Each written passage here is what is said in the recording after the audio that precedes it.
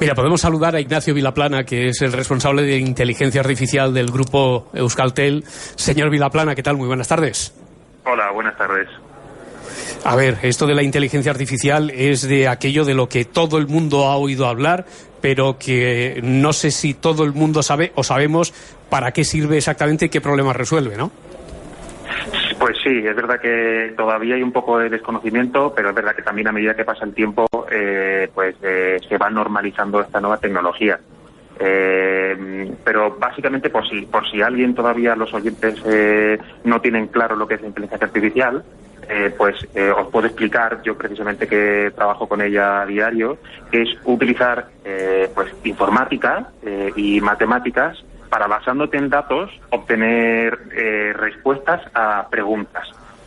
Y puede ser cualquier tipo de preguntas. Puede ser, si tengo, por ejemplo, una radiografía, saber si hay algún tipo de enfermedad en un paciente, o si quiero vender mi casa, saber cuál es el valor idóneo por el que tengo que ofrecerla, etcétera. Sirve básicamente para resolver preguntas que tengas en algún problema.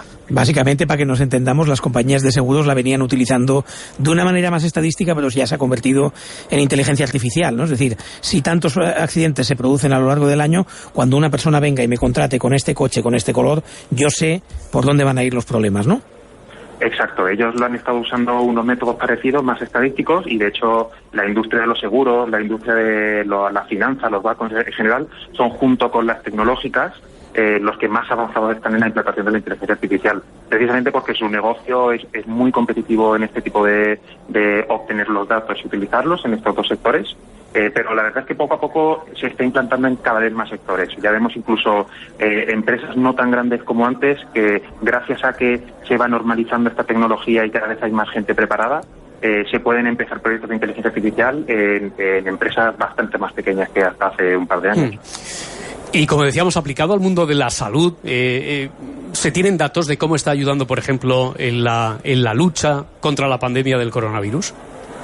Pues sí, la verdad es que justo en la lucha de la pandemia está teniendo un efecto que es notablemente mayor, gracias a que hay una gran cantidad de investigadores que ya están cada vez más formados en inteligencia artificial. Y la verdad es que se está usando en muchos aspectos. Por ejemplo, antes comentabais el desarrollo de una cura o de una vacuna, ¿no? Se utiliza, hay métodos que son estudio de plegado de proteínas, que te permite conocer a fondo cómo funciona el virus, y la inteligencia artificial agiliza mucho esos procesos para dar con una cura antes. Pero, por ejemplo, incluso en Euskadi y en otras regiones de España se ha utilizado inteligencia artificial para analizar la evolución de los focos y poder predecir la cantidad de contagios. Y muchos otros temas, por ejemplo, en el diagnóstico de los pacientes, para saber persona a persona cuál es la evolución más probable de esa persona, para saber si tienes que darle el alta o no, o si tienes que usar un medicamento u otro. Así que sí, está afectando, está ayudando de muchas formas.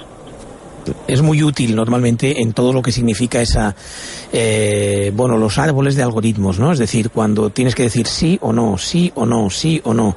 Y entonces lo que tienes son una serie de datos que te van diciendo, vale, con estos datos es sí, sea para lo que sea, para desarrollo de una vacuna, para sacar genética de un virus y ponerla dentro de un laboratorio, ¿no? E incluso, voy a poner un ejemplo para que todo el mundo nos entienda, ¿no? Hoy sabemos que de las 20 vacunas que están en fase humana, probablemente saldrán 4.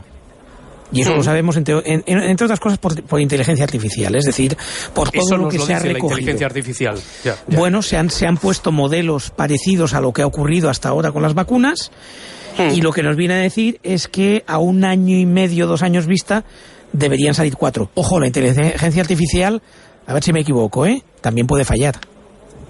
Ya. Exacto, ¿Puede fallar, señor Vilaplana, la inteligencia artificial? Porque no es infalible. Se puede usar mal.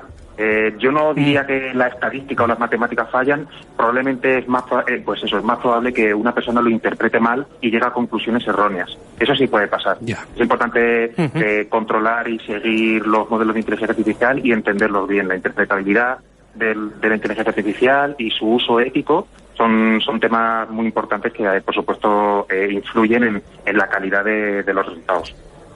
Claro, mire, una pregunta que me está llegando ahora mismo a través de las redes sociales y además me ha llegado de 2 o 3 cuentas diferentes cuando, mientras nos está escuchando, algún oyente se pregunta, bueno, ¿y la gente que trabaja en inteligencia artificial, qué tipo de formación recibe? Quiero decir, ¿de qué campos llegan los profesionales que ahora mismo están trabajando en o con la inteligencia artificial, señor Vilaplana?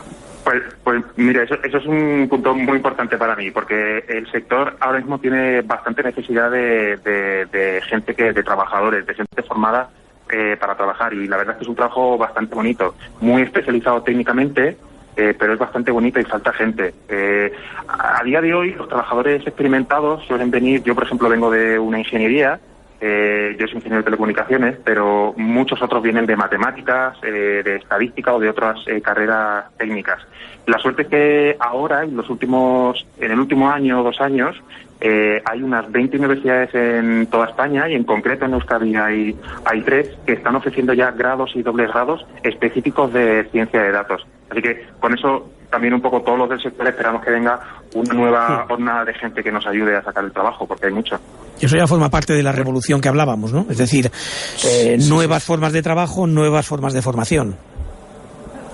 Exacto, sí. Y esta nueva gran oferta de cursos viene precisamente por la gran demanda de profesionales que hacen falta para sacar adelante todos los proyectos en las empresas, porque la verdad es que no se da abasto con la gente que se dedica ahora en ese sector.